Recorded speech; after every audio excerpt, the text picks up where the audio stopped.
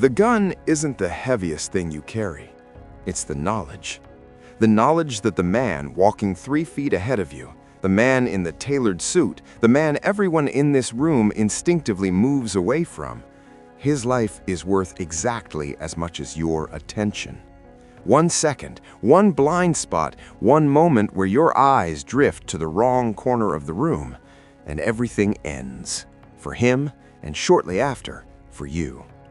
This is your morning. This is your Tuesday. This is every single day of your life as a personal bodyguard to a man who has made more enemies than most people have made decisions. You didn't stumble into this job.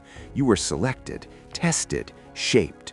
And somewhere along the way, without quite noticing the exact moment it happened, you stopped being a person who had a job and became something else entirely.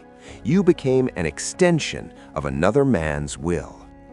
This is what that life actually looks like, from the first day you pass the test to the inner circle, to the moment you realize there is no clean way out. Level 1, the audition you don't know you're in.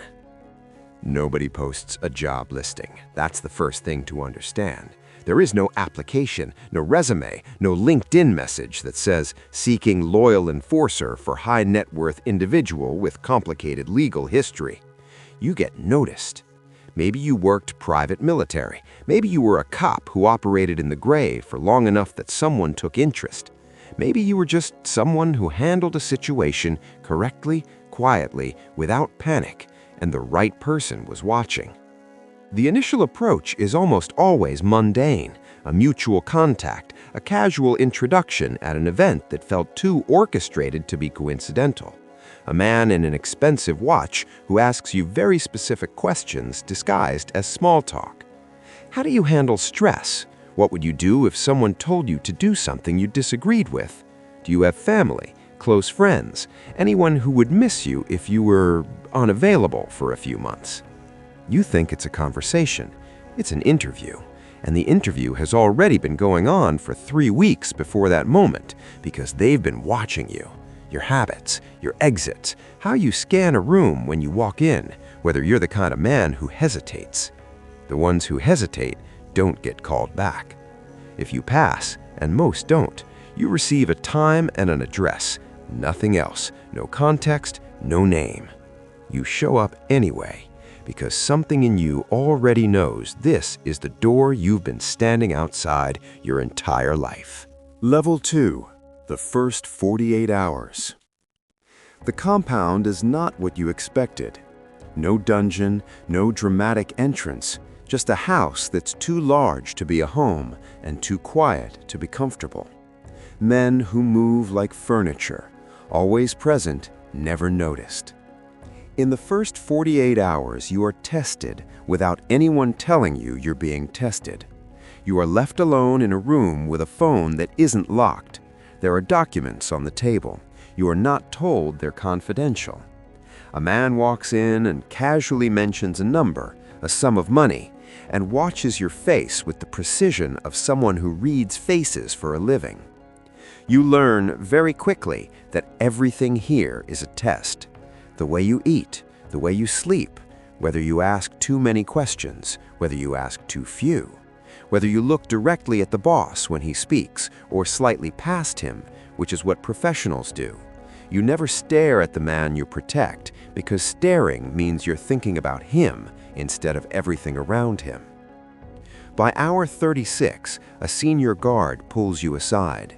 He doesn't shake your hand, he just says quietly, "You're being assigned to the principal tomorrow morning." The principal, that's what they call him. Never his name, never a title, the principal.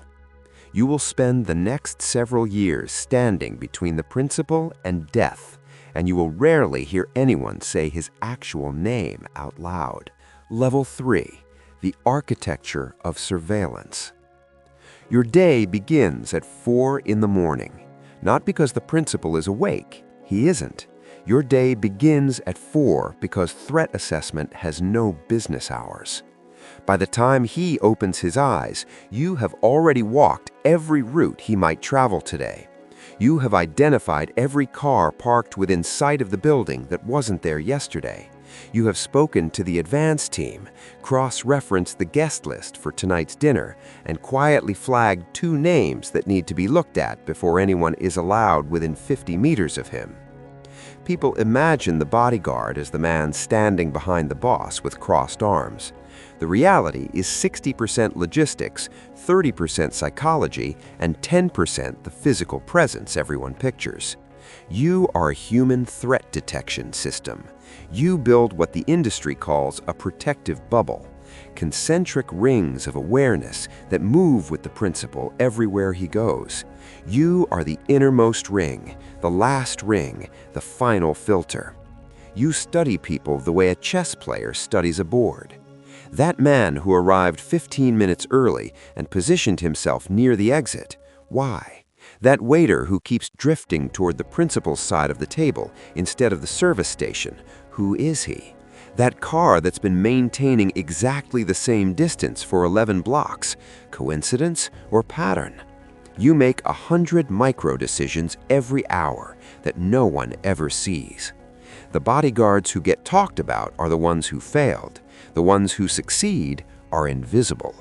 And the price of that invisibility is that you are always switched on.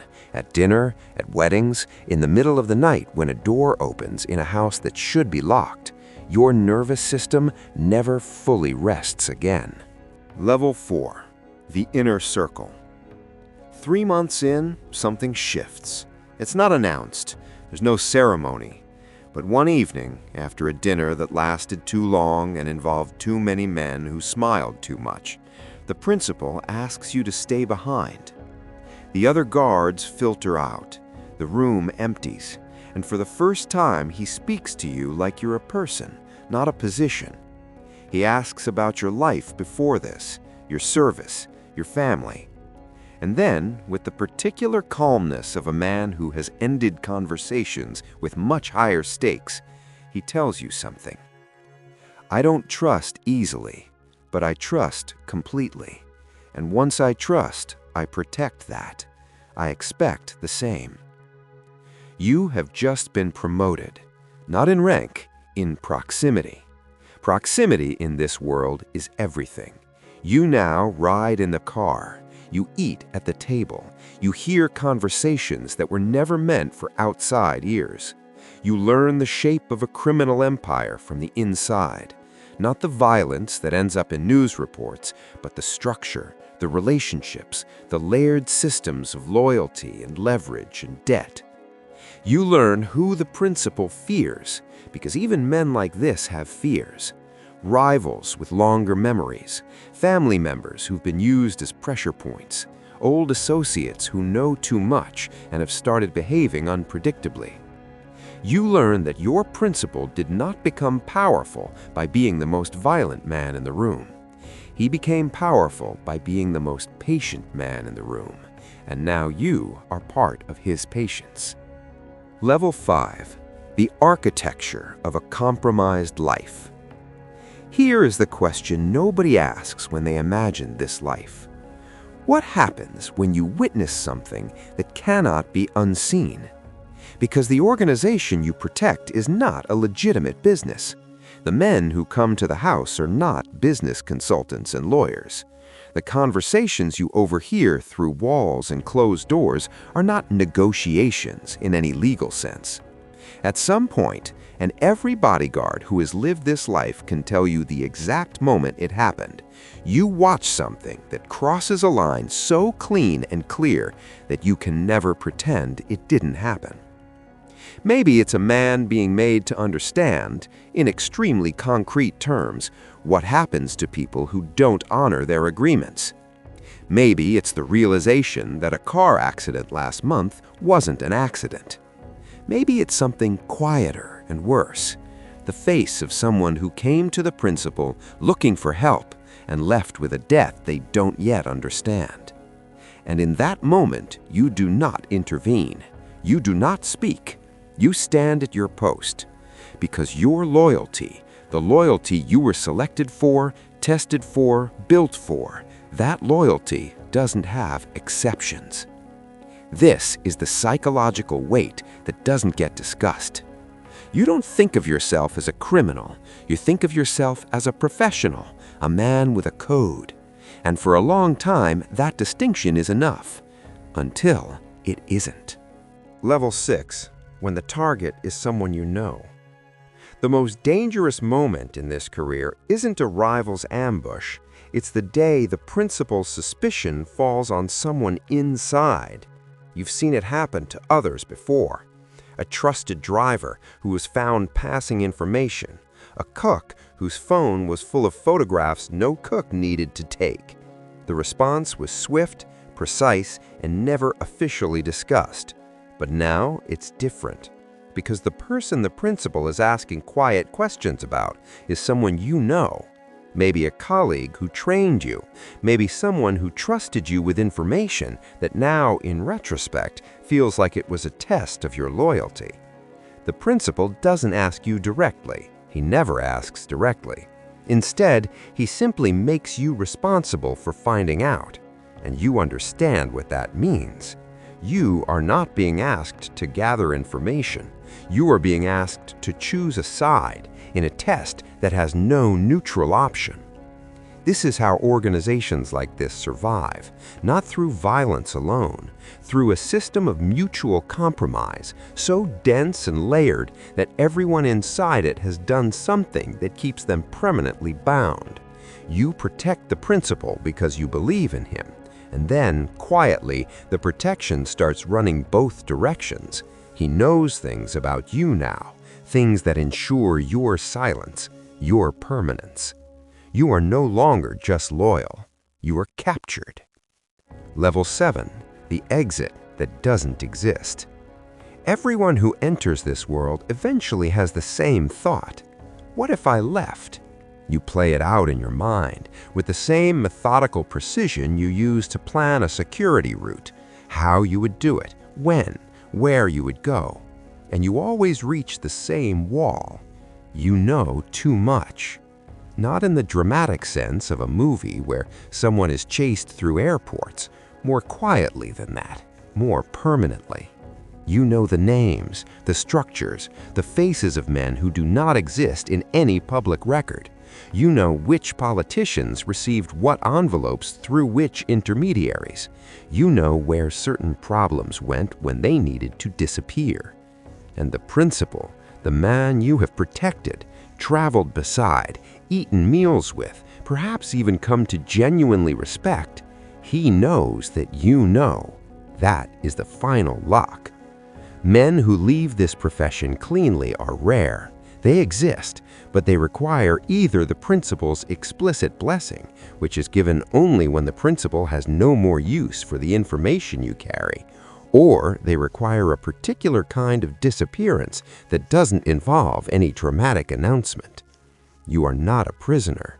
Nobody would call it that.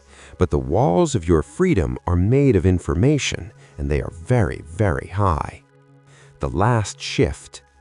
And so you stand, another morning, another route assessment, another day watching exits and calculating distances and reading the faces of strangers for the particular stillness that precedes violence. The principal is moving through a lobby now, 3 feet ahead of you. The crowd parts. It always does. Something in the way he moves, something borrowed from years of absolute certainty, makes space happen around him without effort. Your eyes sweep left, sweep right, register, process, dismiss, or flag. 100 calculations in 4 seconds. This is your life, the one you chose, the one that chose you back. There is a version of yourself, younger, somewhere behind you down a road you can no longer see, who had other options, other doors. But that version of you hesitated, and you didn't. The lobby doors open. Daylight, new threats, new geometry to read. You step through. The job continues. It always continues.